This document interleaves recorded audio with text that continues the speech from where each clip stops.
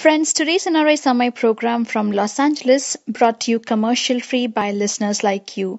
Your generous donations make possible for us to stay commercial-free, and today's show is pre-recorded. If you have a question for the guest, please send an email to nrisamai@gmail.com. We will follow up with the guest and find the answer for you. Thank you for your support. Hello, friends. This is NRI Samai, and this is your host, Ramsi Ala. Today we have on the show Ms. Keshet Starr, and she is the Director for Advocacy and Legal Strategy at Organization for the Resolution of Agunot. Let's welcome her. Hello, Keshet. How are you? I'm doing well. Thank you for having me. You're welcome. Great. So I came across your organization while I was reading a story. Before we get to the story, I was wondering if you can briefly tell us what Organization for the Resolution of Agunot is, and there are terms like Agunot and Get that I was not very aware until I read this. Can you briefly explain what Organization for the Resolution of Agunot, or ORA, is, and what you do there, please? Sure. So basically, in Jewish law, in addition to getting a civil divorce like you would from the state, you also need to get a special divorce that's done in a Jewish court. And it's a separate divorce and a separate divorce process. So sometimes what will happen is that someone may be able to get their civil divorce in the court system, but they're not able to get their religious divorce. So in Jewish law, they're considered as if they're fully married. And so they're in a tough position because they can't move on and meet someone else and really move on with their life. They're not in a marriage because they're not living with someone like a married couple, but they're also not divorced because they're not able to go out and date and remarry within Jewish law. So someone in that situation is called an Agunah, which is basically, it means a chained woman, that they're basically chained to a marriage that's no longer a real marriage, but that they can't get out of. And so our organization, what we do is we try to resolve those cases. So we take on cases where people are having difficulty getting that Jewish divorce. It might be difficulty with navigating the Jewish court system because there's a whole set of courts and legal principles that happen in Jewish law in addition to what's going on in court. Or they may have had help from the Jewish court system, but the husband is just refusing to participate in the Jewish divorce process. So what we do is we do anything that is civilly legal and also permissible in Jewish law to encourage the party that's not cooperating to cooperate with the Jewish divorce process. So we really try to resolve those cases and see people be able to get the religious divorce and be able to move on with their lives and have new relationships.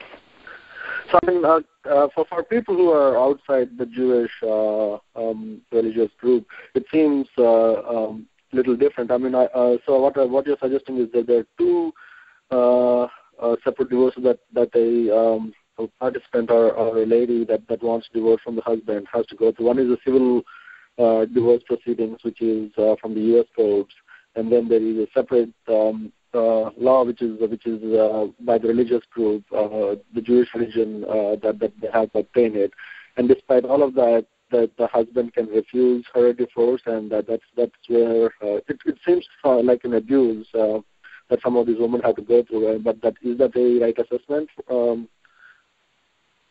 Sure. So the way that I explain it is that, I mean, just to make sure I'm understanding correctly, you're sort of asking how does it work that the husband can just say, I don't want to do this. Yeah. So the basic background is that if you think about a marriage in court, right, a purely civil marriage, whoever's officiating the marriage, what they will say at the end is, by the power vested in me, by the state of New York, I now pronounce you man and wife. So it's the state of New York that's giving you the status of being married. The state of New York is saying now you're married, and therefore, if things don't work out, the state of New York is going to be the one to tell you that now you're divorced. The marriage comes from the state and the divorce comes from the state. In Jewish law, on the other hand, marriage is a contract. The couple comes together and say, we agree to live together as husband and wife and to be a married couple. And it's that contract made between the husband and wife that creates the marital status. The rabbi at a Jewish wedding, he doesn't marry them. He's really there just to coordinate things and make sure that people kind of know where to stand and what to do, and maybe to give a speech. But he's not making them married. The couple really marry themselves. So because we marry by deciding together that we want to make a contract and be married, we also have to divorce that way. The way you get divorced is by the couple mutually agreeing that we don't want to be married anymore. So if either person doesn't agree to that, you have a problem. So in some cases, it's the husband saying, well, I still want to be married. I don't want the divorce. In some cases, it's the wife saying that. What we've seen is that 98% of the time, it's the husband not wanting to cooperate rather than the wife. It can occasionally happen the other way. Usually it happens this way. There are also, based on a sort of a complicated Jewish legal process, there are loopholes out of the situation for a man that don't exist for a woman, just based on certain aspects of Jewish law, where there can be kind of a trapdoor way out for men that women don't have. So because of just sort of anecdotal evidence, the way that things typically work, and because there are legal trapdoors for men that don't exist for women, it's mostly a problem of men refusing to give the get to the wife rather than the wife refusing to accept the get, but sometimes it can go the other way. And the get also is the Hebrew term for the religious divorce. Right, okay. Sounds very abusive in some certain cases. And you say trapdoors. So in some cases, the man they would refuse to give the get, but they go ahead and do remarry again. And there's some trapdoors within the Jewish law that enables them. Is that the right understanding? Yeah. So the way it's meant to be, because basically, in the Bible, polygamy was acceptable. There were polygamous marriages in the Bible. 1,000 years ago, the Jewish leaders decided that we're not going to be polygamous anymore. But the premise is supposed to be that suppose you have a case where a woman, say, was in a terrible accident and she's in a vegetative state. She can't accept a divorce because she doesn't have the mental consciousness required to do that. So in that case, what the sages would allow the husband to do is to basically marry a second wife, that he still has an obligation to support his first wife, but he's allowed to marry a second wife simply because if you go all the way back to the Torah, which is kind of the ultimate law for us, then it's okay to have more than one wife. So that's really what it's based on. That loophole, it's not really a loophole, that law is called a Heter Me'er Rabbanim, and it's supposed to be basically a permission from 100 rabbis that you're allowed to marry a second wife. That can be manipulated, and it can be obtained fraudulently. So sometimes what we'll see is that you'll have cases where the wife very much wants to receive a get, but the husband won't give it to her and then will instead fraudulently obtain this permission to go marry someone else. But really, that's not how it's supposed to work. And most upstanding rabbis are very suspicious of these permissions and will almost never sign on to one because, unfortunately, they've been used fraudulently. So it's hard to find examples where they're really used properly. Right. And is this kind of abuse, is this prevalent among the all sects of Jewish community, or is it something pertinent to only a few sections of the Jewish community, or can you throw some light on it? Sure. So there are three primary denominations of Judaism, say, in the United States. So there's Orthodox Judaism, Conservative Judaism, and Reform Judaism. Okay. Reform Judaism does not have a get. They really look to the civil divorce, and what they follow their marital status depending on what the civil divorce says. Conservative has a wide range. They have their own get process within the conservative movement, and then you have the Orthodox movement. So it mostly affects Orthodox women and men. However, there are women who are conservative or reform who might just want a more traditional option when it comes to marriage and divorce. That typically what we'll find is that if someone who's conservative or reform is going to be particularly traditional in any area, it's usually going to be in marriage and divorce. Because in Judaism, you can have complicated personal status issues that arise when different denominations handle marriage and divorce differently. So if you're, if you had an Orthodox marriage and then you don't get an Orthodox divorce and you go on to have more children, those children wouldn't be able to marry someone Orthodox. So a lot of people, in order to give their children as many options in life as possible, they don't necessarily want to take that route. Another thing that's important to keep in mind is that Israel operates only according to Orthodox law. So even if you're completely non-observant, if you live in Israel, you need a get or you cannot get divorced. So we have a lot of women that we work with in Israel whose husbands are in the United States who are not observant at all but who need a get. Also, anyone in the U.S. who has ties to Israel and want to be able to go back to Israel, and they want their personal status to be recognized in Israel, is going to have to do things the Orthodox way. So we actually have a surprising, I think a lot of people are surprised to hear how many non-Orthodox groups we deal with, because there are a lot of reasons why someone who's non-Orthodox may still want an Orthodox get. Right. So what are some of the challenges that Agunot has to go through? I mean, what are some of the things that would prevent a Agunot from leading a regular life after getting a civil divorce but not getting a get? Right? What are some of the things that are challenging to an Agunot? Sure. So Judaism is a very, very family-focused society. Family is really the number one unit. We're all about family. Every holiday is designed around how to make it fun for the kids and how to teach things to your children. And there's just a huge family is really the number one social unit. So for anyone who's outside of that unit, it can be very painful and very isolating. And at least if you're single, you always have the option that you could meet someone. Not that it's not painful to be single and really want to meet someone and you're not finding someone. That's obviously a very difficult situation. But for an Agunot, she's in limbo. She doesn't even have the option of going out on a date and having that hope of thinking, well, maybe this is going to be the right guy for me. She's just stuck. And because we're such a family-centered society, she's really outside of it. It's also, I think, particularly painful because if you're a religious person and you're going through a difficult time, you want to feel that your religion is giving you support and encouragement, that your religion is your solace when you're dealing with difficult things. However, in this case, the religion is also what's causing them pain at the same time. So it's a very painful, difficult situation.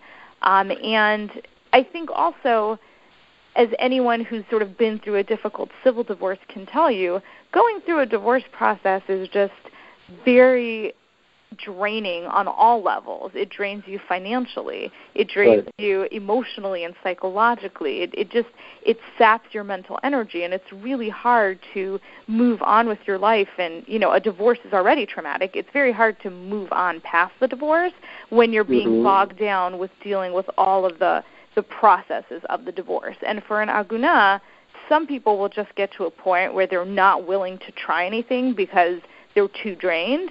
Many of them, though, are always trying something new to see, well, maybe this will get the get, maybe that will get the get. And just the emotional energy and sometimes the financial cost of all of that effort it really takes a lot out of them. And it's difficult for their children to see their mothers go through this situation. And it's a very high conflict situation. All the divorces that we deal with are very high conflict divorces, and I think that just really drains the entire family.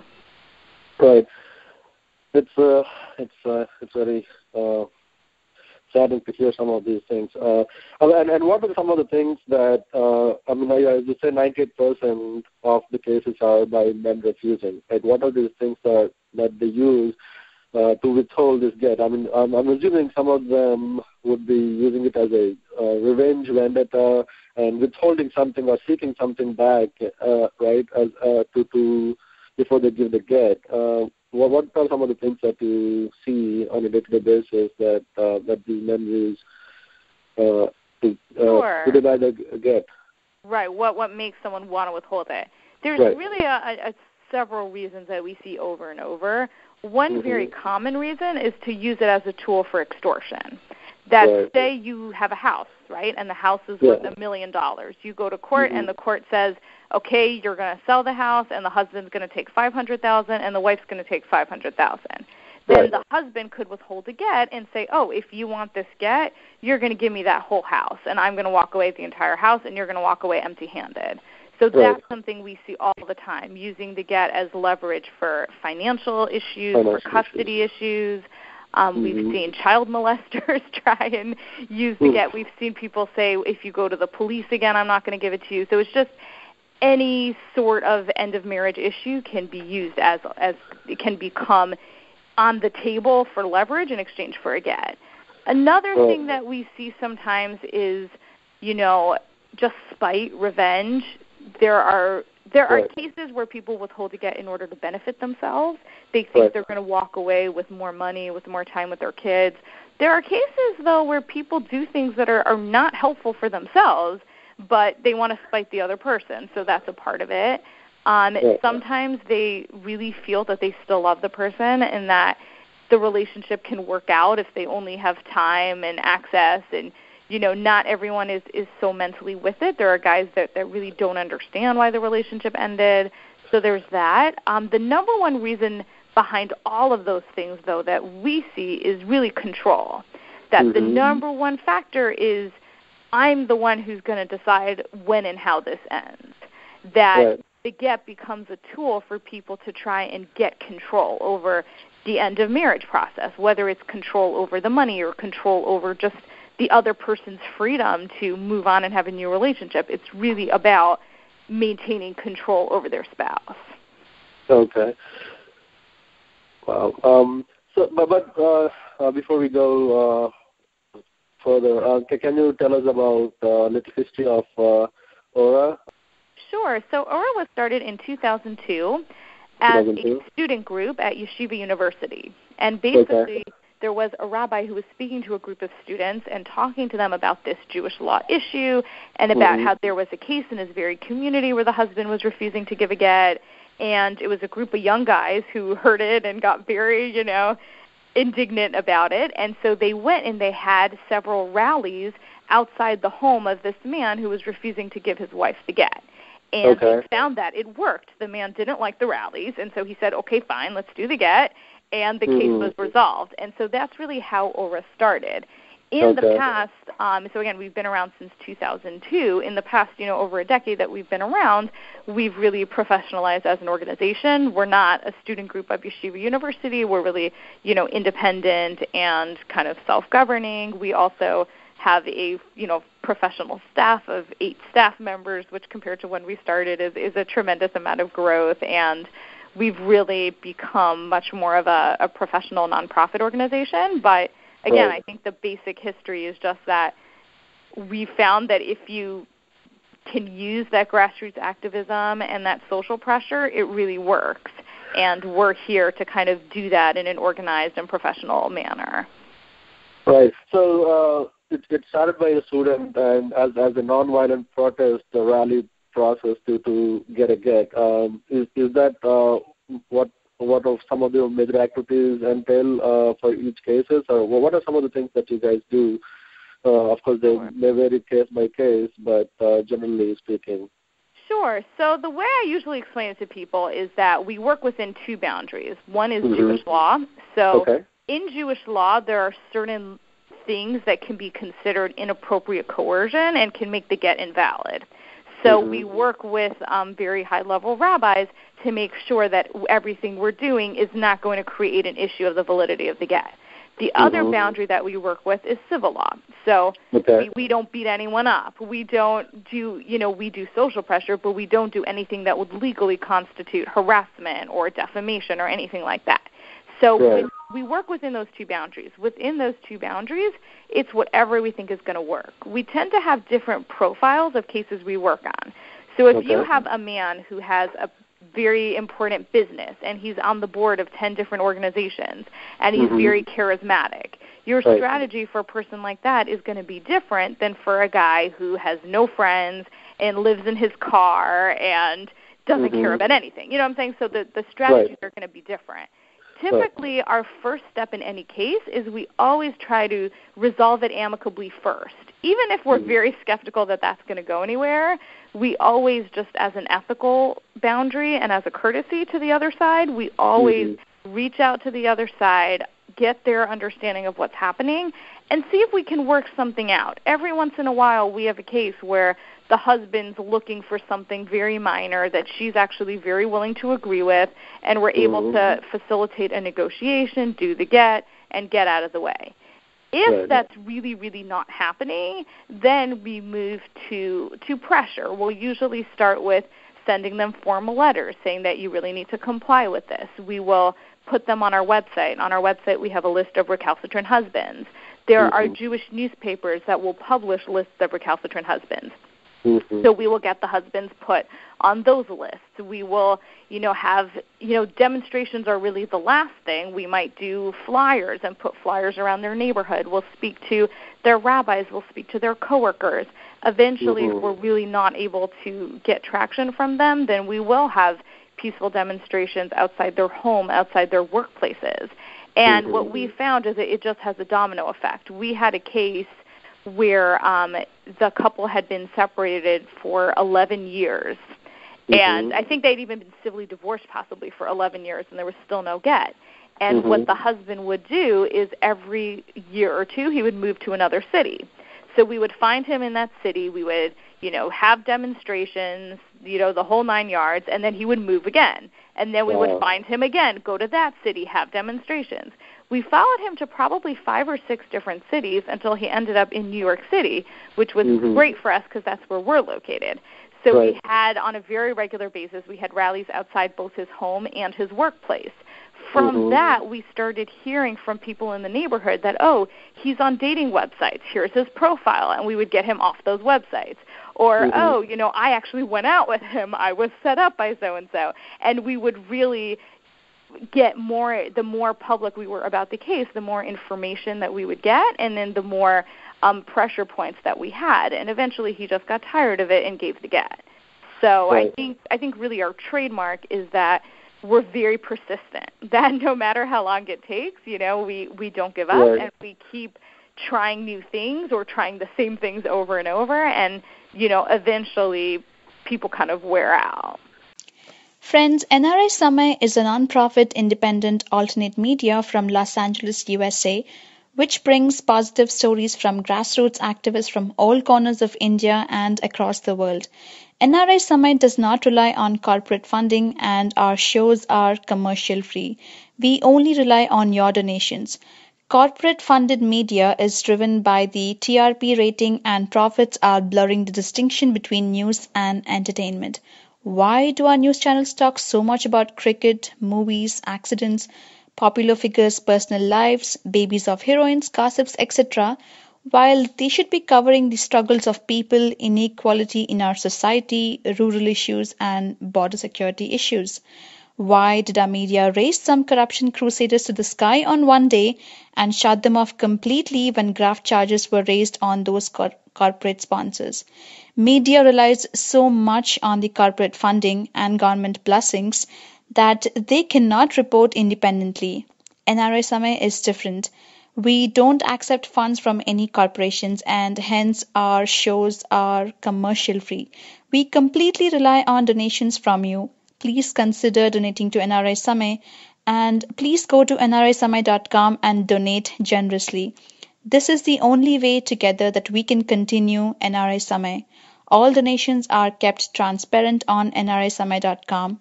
And if you have any questions, please write to nrisamay@gmail.com.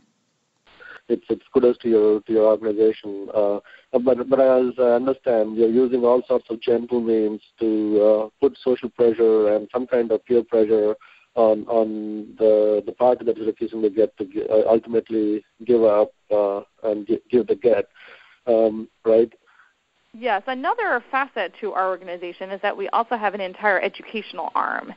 And that we have, both our executive director and one of our full-time staff members goes on a regular basis to schools, to synagogues, to community centers, and we talk about get refusal, because our goal is to really spread the message that get refusal is really a form of domestic abuse, because it's all about control, and that's what domestic abuse is about. And because it's domestic abuse, it's never okay.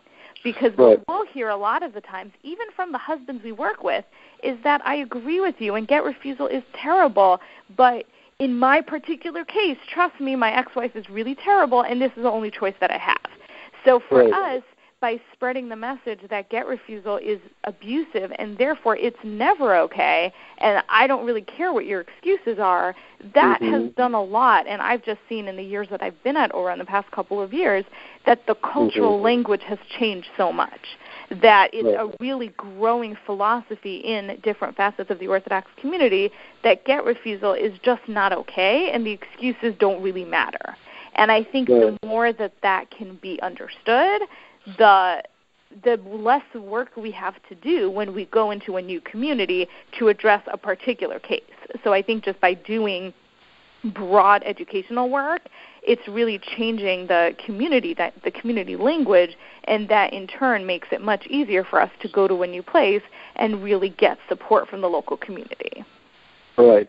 And I'm on your website, www.getora.org, and I'm reading this, that your organization has resolved about 225 cases, and you have about 50 open cases. Are these 225 cases in the last 1 year or since 2002? So that's in 2002. We typically work on about 50 cases at a time. The other thing is that there's really sort of two angles to what we do. We have the active casework, where the cases are real Agunot cases. They've been going on for a long time, and those are the cases that we assign out to staff caseworkers and really directly work on. We also have a whole segment of what we offer, which is really giving people guidance and advice through the Jewish divorce process. So what we found, happily, is that because a lot of people are calling us earlier in their divorce process, we're able to give them better guidance at the outset, and then they come back to us and say that they were able to get their get. So our goal is really to talk to more and more people early in the process so that they don't need our help later on. In terms of cases resolved, we're now at 234, so it's grown a little bit. And typically, we typically resolve about 25 cases a year. In the past few years, since we've become more well-known, we've taken on a lot more new cases and resolved a lot more new cases. But we typically work on about 50 cases at a time and resolve 25 a year. So pretty much on an annual basis, half of our cases are getting resolved and getting replaced by new cases. I mean, how long have you been associated with ORA? So I've been here for almost 4 years. For 4 years. And have you seen since maybe since 2002 or since you started, that the cases, the length of the cases that are waiting for a get, has it reduced? Just to get a feeling for the outreach is working or not. Like typically 4 years ago, you've seen cases that were on average getting a get for 2.5 or 3 years. Has it reduced 1 year? That kind of a thing. Have you seen noticed any change in? It's hard to analyze timing simply because the cases that we work on are so extreme. What I have seen culturally, though, both as in my position at ORA and also as just being a person in the Orthodox community and being in that community, that it used to be that there were pretty typical mainstream people who felt that it was okay to withhold a get in exchange for certain things. And that was really a normative view. And what I've really seen now is that there are people who think that way, of course, but they tend to be much more fringe. They're not normal mainstream people who feel that way. The mainstream perception is changing. The mainstream position is, you're always going to have crazy people on the fringe who have extremist views. So that never goes away. But I think the normal average person, their views have shifted tremendously. There's also been a lot of publicity, both for our organization and for this issue in the past couple of years. So it's really been an issue that's been all over both the Jewish media and the mainstream secular media. And so I think we've just had a lot more people reaching out to us earlier in the process and in general, just because we're really out there in a much more visual way than we have been in the past. Right. So I if you remember in our email conversations, I requested some cases. Can we talk publicly about those cases as such, or are they? Do you want to keep them private?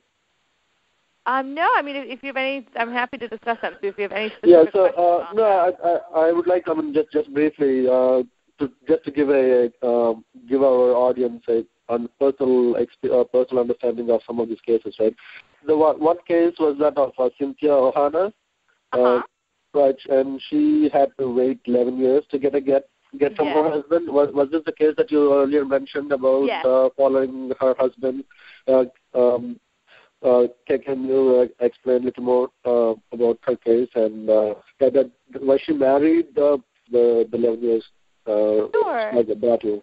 I don't remember offhand the number of years she was married beforehand. It was a decently long marriage. I mean, they had I believe even 6 children together.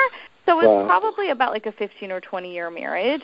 There were definitely, to my understanding, some abusive dynamics in that marriage, and eventually she decided to leave. The financials of the marriage were very contested, and eventually there were a lot of financial issues, and at the point where ORA got involved, he was really no longer in contact with the children, like really not involved in the family anymore. His own family was supporting him. They really took his side, and that was a particular source of the issue. So we had worked on the case again for several years, and we really sort of followed him from place to place, and we also worked extensively with his family that was supporting him to try and change their views and also to put pressure on them. If we have a family that's actively supporting someone in their gut refusal, we will have demonstrations against them as well, things like that. So we did that, and I think just over time it kind of wore him down. And I think especially when he was living in New York, he really saw an opportunity to start a new life, and he wanted that. And we had made it very clear over the years that we were just not going to let him start a new life without us on his back pocket, kind of. That there wasn't going to be a situation where he could move on and just ignore the fact that there was still this ongoing, unresolved situation. Right. And the second story that you sent me was Lorna Kim. Her name is Lorna Kim. Yes. Yeah. That's a case we've been working on for quite some time. Okay. Did she get a get finally or no? Not yet. Still waiting. Not yet. There are kind of a few things we're trying, but that's been a very long-standing case. Okay. And what seems to be the case with the husband? What is he trying to withhold, or what is his case for trying the get? So I think in his particular case, I think he's a very controlling individual. He really wants things to go his way. He's really sort of taken this up as a crusade. I think that sometimes men who are in this situation for a long time, after a while, they really start to believe that not only are what they're doing okay, but that it's right and it's the holy thing to do because they're fighting for the truth. I think the human mind has an enormous and sometimes alarming ability to really rationalize its way through a lot of terrible things, that people can really be doing things that are objectively very wrong, but they rationalize it because they're personally affected by the situation and they're angry and they're hurt, so they tell themselves that it's okay to do this. And so with him, he's also, he obviously feels that he's right. It's gotten to the point he was living in Los Angeles, and we really had him completely banned from the community. So he had to move because he was just completely outside of the community. He lives in Las Vegas now. We've gotten him kicked out of all the synagogues there. He now has a few people over to pray in his house because that's the only option he had for having prayer. There was no other, he didn't have another choice because he wasn't welcome in any of the synagogues. So, Right. And in that particular case, he's a good example of someone who fraudulently obtained this permission of 100 rabbis. He did remarry? Yes, and he remarried another woman. So that was I think that case also, it got a lot of, it was on the West Coast cover of the New York Times. It got a lot of reactions and a very major response. I think that was within the Orthodox community and outside of it. People were really, really outraged by it. So this is one of the cases where you said he used a Jewish legal trapdoor to remarry, but he's still refusing the get for his ex-wife. And I guess one thing to clarify is that it's not a legitimate use of this sort of legal trapdoor. The legal trapdoor is meant to be used only in extreme situations where usually where the woman is unable to receive the get because of some terrible accident or situation. So and it's supposed to be signed by 100 rabbis. What he did is that rabbis. Right. What Mayor Kin did is that there's one particular rabbi who is the only rabbi in the world that does this. You pay him $50,000 and he'll write you a permission slip. And maybe he'll pass it around his neighborhood and that's it. And he is, universally recognized by every rabbi in the world as being illegitimate. He only subscribes to himself and no one else subscribes to him. But that's the only person. Yeah, and in fact, Mayor Kin had to fly this rabbi out to Las Vegas to marry him because there's no other rabbi in the world that would have married him. So it had to be this one guy. So I think, unfortunately, it can look as if that's something that Jewish law sanctions when, it really isn't. It's really a perversion of Jewish law. Right. And these cases are as extreme as it comes geographically. One we talked about in New York City and the other one in California, and he moved to Las Vegas. Seems since your organization caters to cases that are wide-reaching, right? And so how does your organization function? I have to assume there's a financial need for it. Is there a financial backing from huge organizations, or how do you support your day-to-day activities financially? Sure. So we don't have a foundation behind us. We really solicit private donations, and that's how we run the organization. We're also very financially careful, so I think we really use the resources that we have very intentionally and very wisely, but it's primarily private donations, and we also have received a number of grants that also allows us, especially if we have a new program or we want to expand into a certain area, a grant is often a great opportunity to get the financial backing to do that. So we don't have kind of a direct relationship with the foundation that supports us, but we do work with a number of different grant foundations really all over the world that will help us fund particular programs or particular activities. I think you're also doing some outreach programs to educate people to not ever get into these situations. I think I'm seeing on your website something about a prenup video and stuff. So what are some of the outreach advocacy programs that you are doing or your organization is doing to actually prevent this kind of stuff or people getting into these situations? Sure. So to give a little background to the prenup, basically, as I had said, right at the beginning, that the way Jewish law works is that the couple decides together to sort of enter into a marriage, and they decide together to be divorced, and they both have to participate in that process. Right. So what different communities in Judaism have created is something called a halachic prenuptial agreement. And it's basically a prenup that the couple signs before the wedding. But this prenup isn't about who's going to get the house and, how much money you're responsible for. It's not about that at all. It's just about the get. And in the agreement, the couple picks a religious court that they're going to go to in the event that things happen. They decide if they would want to go to that religious court just for the get or maybe for the get plus custody or the get plus finances. You can kind of choose if you want the religious court to decide those other issues, or you can just say, we're just going to talk about the get right now. And it basically builds in a penalty where if you refuse to participate in the get process, then you're going to have to pay your spouse $150 a day as a marital support requirement.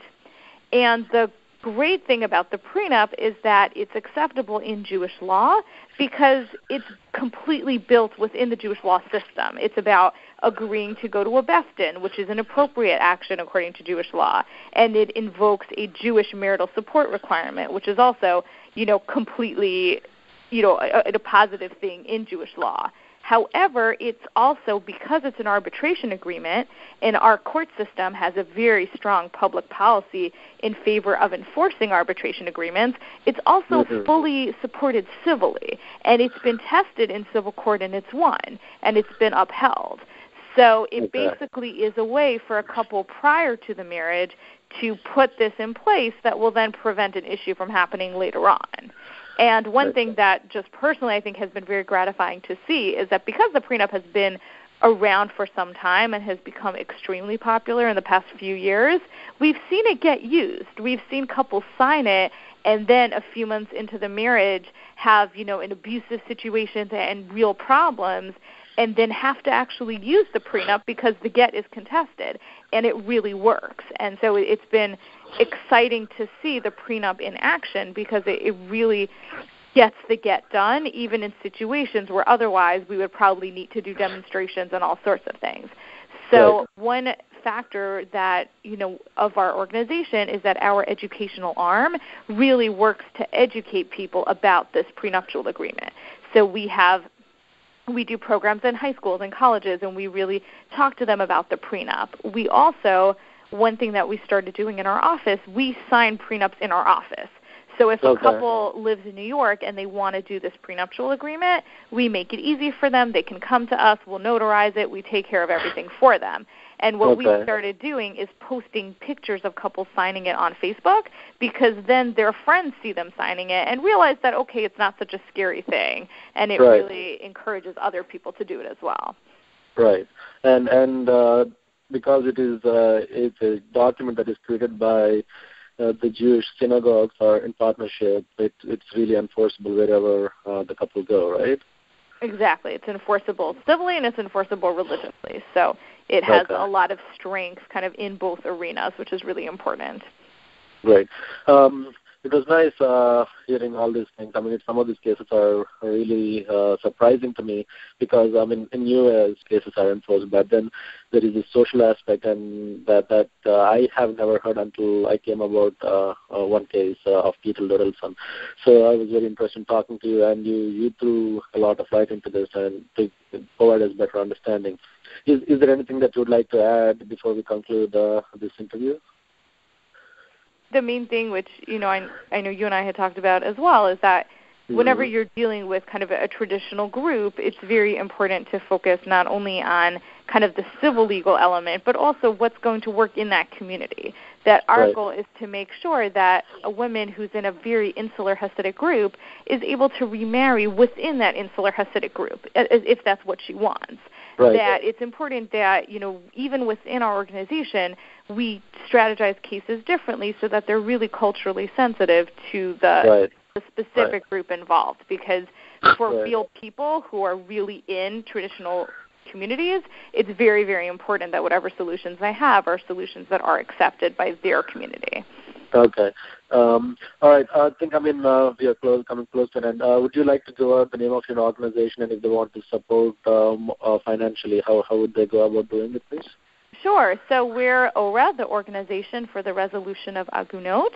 And on our website, we have, our website is www.getora.org.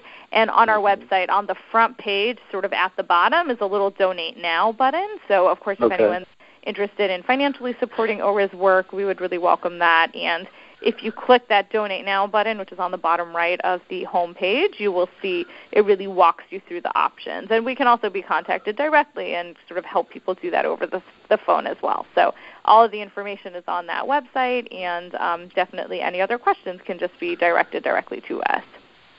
Right, great. All right. So we have a lot of information that came out from talking to you. It was definitely informative for me, and I hope it is the same with our audience. Thank you very much, Keshet, for your time today. Thank you. Sounds great. My pleasure. Take care. Bye. Take care. Bye. Friends, if you liked today's show, please go to youtube.com/NRI Samay and click on the subscribe button. You will get notified every time we publish a new show. And you can also like us on our social media sites like Facebook, Twitter, and Google+.